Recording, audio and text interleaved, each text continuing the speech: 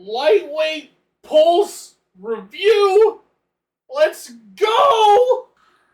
Yes, indeed, it is that time. Finally, let's talk about arguably mine and Gumi's most favorite, most liked archetype of pulse rifle in the game, and that is the lightweights, the 450s, but not the 4-round burst ones. No. Those are false prophets in a foreign land. They are not walking the true faith. I'm talking about the true 450s, lightweight 3-burst pulse rifles. There are 4 of them relevant in this meta, and a 5th one that you can go after, but frankly, it's kind of a pain to get.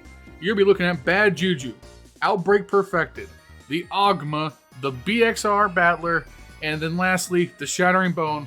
Right out the gate, we're not going to be talking about Shattering Bone in this video. Last Wish is a pain to grind unless it's the pinnacle raid of the week, and frankly, the other legendary pulses beat it out. I wouldn't even bother going for Shattering Bone personally.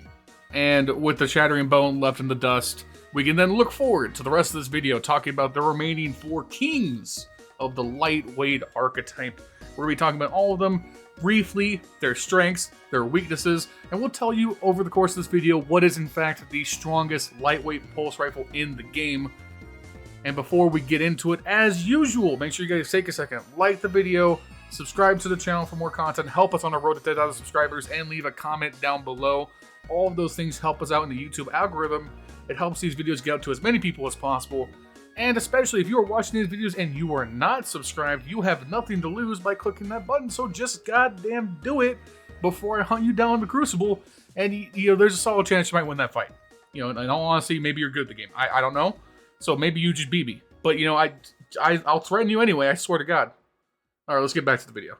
Alright, so it's been a little bit of a journey to get here. Lightweight pulse rifles have for a long time been kind of left in the dust as a forgotten archetype of pulse rifles, simply because they didn't really do anything better than adaptives or high impacts, and frankly were harder to use than both of those subsequent archetypes. Previously to this season, lightweight pulses needed to hit all of their crits to reach their optimal time to kill of 0.87 seconds. When you compare that to like an average 140 hand cannon, we're talking about 3 shots to hit the same optimal time to kill versus 9 shots in 3 bursts. So a lot of times these pulse rifles were simply left behind. In the season, however, they received a very minor damage boost that knocked 2 crits off of the required optimal time to kill, which just made the archetype much more forgiving and added some fun new damage breaks to those that have access to damage perks. So what this means, in short, lightweight pulses got more consistent, easier to use, while retaining all of their previous benefits, including the lightweight bonus archetype, the lightweight speed, the BXR maintained its perfect hipfire accuracy, and they also got a slight range increase from some of the zoom changes. With that being said, we have 4 relevant, like we said, lightweight pulses to choose from. We're going to start off with the Augma PR4, which I personally believe to be the weakest of our 4 choices, but it still has a lot to offer. What the Augma suffers from mainly is a lack of choice and availability. It is a world drop legendary, so it's kind of hard to get.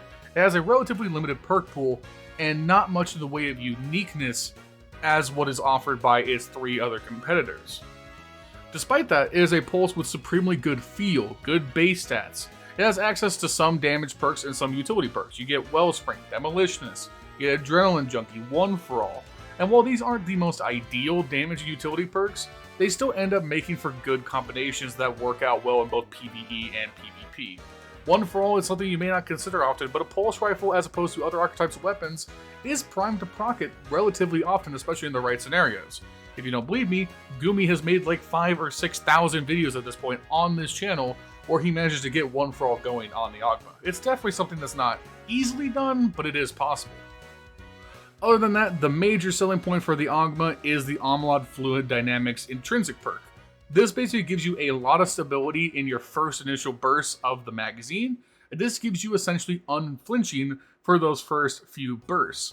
This makes the Augma a very good dueling weapon, as it will be able to get off its first 2 bursts with a high level of reliability and not to worry about flinch from incoming fire. Overall, Augma ends up being kind of like the default standard for what you would expect from a 450 lightweight. The other competitors do stuff more uniquely, but in terms of just pure reliability and dependability, the Augma might actually stand alone as one of the best. Moving on, our next 450 is the only one on this list that actually doesn't have the lightweight intrinsic perk. But don't worry, what it offers up is even stronger, and that is of course the BXR-55 Battler. This Halo throwback battle rifle is undoubtedly the best legendary 450 pulse rifle in the game, and it will be for now until the end of time, unless another one comes out with this same intrinsic perk. The intrinsic perk for the BXR is the Legacy PR55 frame, and that gives it basically perfect hipfire accuracy similar to the DMT, and that alone makes it strictly better than the Augma. Straight up, perks need not apply. Right away, having perfect hipfire accuracy alone makes it the best legendary. Having perfect hipfire accuracy is so advantageous that anytime you can take it, you should. It is so good for your game. It allows you to be so much more mobile, so much more free. You can move and outstrafe your opponents in close range where pulse rifles normally suck. I mean, not to belabor the point any further here, you could give me a BXR that had 0 perks, 0 stats, and did self-damage on hit, and I'd probably still consider using it. That's how valuable hipfire can be. In terms of perks, you really kind of have a playground of anything you could ever want on the BXR. That's what's so great about it. You have Kill Clip, its own unique perk, BXR rounds, where on a melee you gain super damage, allowing you to 2-burst full health people or slap 1-burst people. You have Adrenaline Junkie, Eye of the Storm, Perpetual Motion, Killing Wind, Outlaw, Rangefinder, like Demolitionist. It literally has anything and everything you could possibly want to mix and match and make your perfect god roll.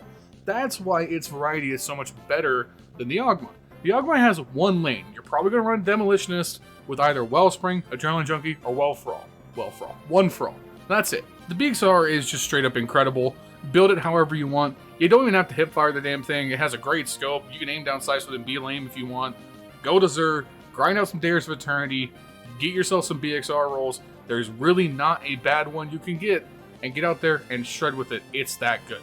And now we got the 2 exotics, the big granddaddies of the lightweight archetype. First up, we have the Bad Juju.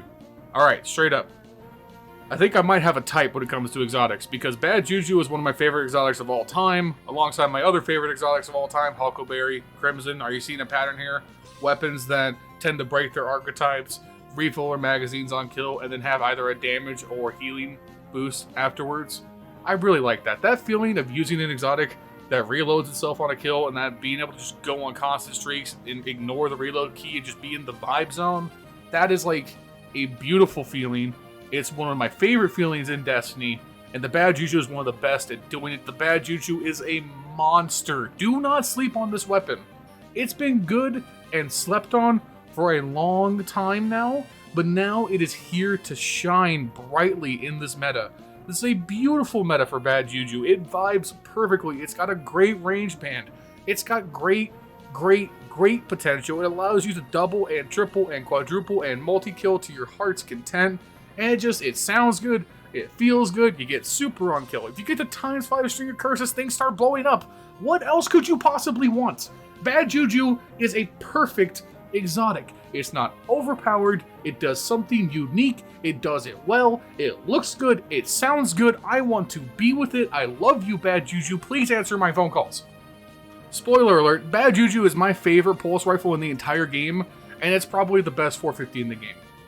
It just allows you to do so much. The BXR, yes, more versatile. It's a legendary. It's got great options. It's got that super good hipfire. But don't worry, Bad Juju's got hipfire grip too, and it's... Okay, it's not the same, but it's somewhat hipfire accurate, and that still helps. And then just everything else Bad Juju does is... Oh, it's so good. God, I can't be objective about this weapon. I just love it. If you haven't used it, use it. It's so good. And keeping up the positivity train, we have my other favorite pulse rifle in terms of exotics, and that is the Outbreak Perfected. Outbreak Perfected might be one of the most underrated dueling weapons in the entire game. In a 1v1, Outbreak is so terrifying because it just hits crits that nothing else does. It's so sticky. It's so icky. It has 0 recoil. Oh, and the nanites. You get the nanite damage going. It spreads to other people. Bada bing, bada boom. It sounds good. It looks great. It's not Bad Juju in terms of running through whole teams, but oh man, I do love me some Outbreak. It is the simplest, straightforward, and streamlined pulse rifle you could ever use. You put it on, You aim for the head, you click your fire button, and it just does everything for you. Now, Gumi is a liar and says he doesn't like the feel of this weapon, which I just frankly disagree with. But, you know, he is my business partner, so I must tolerate the things he says even when they are wrong. But yeah, you know, sometimes it doesn't take flinch well, I'll acknowledge that. But overall, it's just so nice. Its catalyst is finally back. You can get it if you haven't had it. Get that super sweet Trials ornament rocket on it, and it just, Alright, well, Lion looks for a fresh new pair of pants. I guess I'll wrap up the video for him. 450 pulse rifles are super underrated, and even though Lion is very much wrong about Augma, as it is the king, all of them are really worth your time. So if you try them, let us know what you think about them in the comments down below. While you're there, like the video and subscribe to the channel. Help us reach 10,000 subs as fast as possible. If nothing else, watching these videos is enough for us. We'll see you guys in the next video. Later!